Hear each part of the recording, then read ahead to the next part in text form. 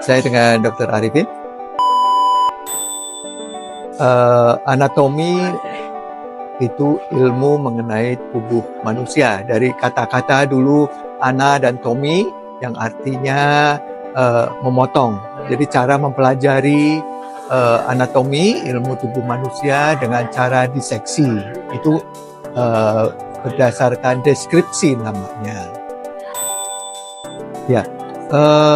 Tujuan dari pembelajaran anatomi sebagai ilmu dasar yang mempelajari tubuh manusia yang nanti bisa diaplikasikan pada beberapa permasalahan yang akan dihadapi para mahasiswa nanti bila lulus menjadi seorang dokter.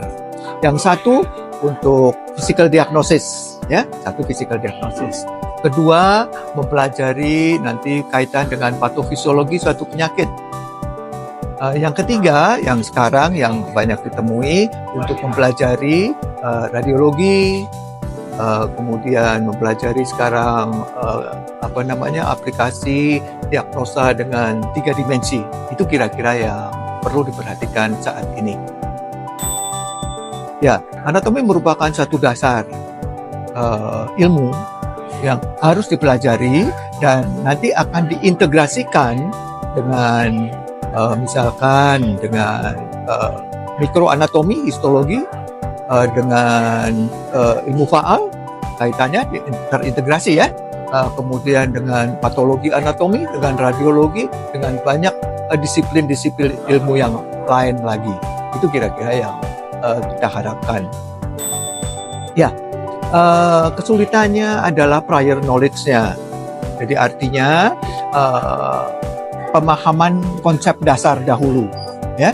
Dengan mempelajari anatomi di fakultas ini nanti akan diajar secara bertahap dengan satu roadmap, dengan satu jalur roadmapnya secara bertahap sehingga pemahaman konsep-konsep dasar yang sudah diketahui di awal akan dipercepat untuk menjadi suatu pemahaman baru yang bisa diaplikasikan. Itu yang kira-kira diharapkan. Yang perlu dipersiapkan kemauan untuk belajar, ya. Tanpa suatu kemauan tidak akan. Kemudian yang harus dipersiapkan yaitu membaca, ya, membaca. Karena kita belajar misalkan, ya, kita belajar itu dalam waktu 12 jam, misalkan. Waktu sekian jam itu adalah jumlah kuantitasnya. Tapi yang perlu diperhatikan adalah kualitasnya, bagaimana dia belajarnya. Kemudian yang harus diketahui, mahasiswa harus tahu targetnya. Saya belajar anatomi, nanti targetnya untuk bisa memahami sesuatu. Itu yang penting, paham. Yaitu memiliki satu konsep. Dari prior knowledge yang sudah diketahui, dikembangkan menjadi konsep-konsep baru yang lebih dalam secara bertahap. Kemudian belajar masalah terminologi, ya. Terminologi itu penamaan. Harus ada suatu pemahaman. Kedua, dia harus bisa membuat satu kaitan, melink satu permasalahan konsep dengan konsep berikutnya. Jadi ada satu keterkaitan. Itu untuk membentuk ingatan yang lebih lama atau long term memory. Itu kira-kira. Ya. Kesulitan pasti akan dihadapi, tapi yang penting adalah kemauan.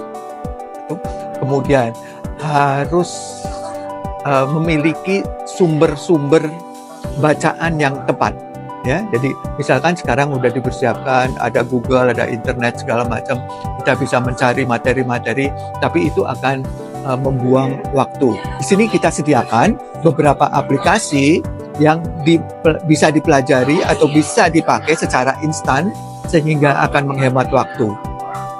Jadi ada pendekatan secara regional, pendekatan secara sistem. Jadi ada sistem pencernaan, sistem lain, sistem saraf dengan lain. Itu ada di aplikasi.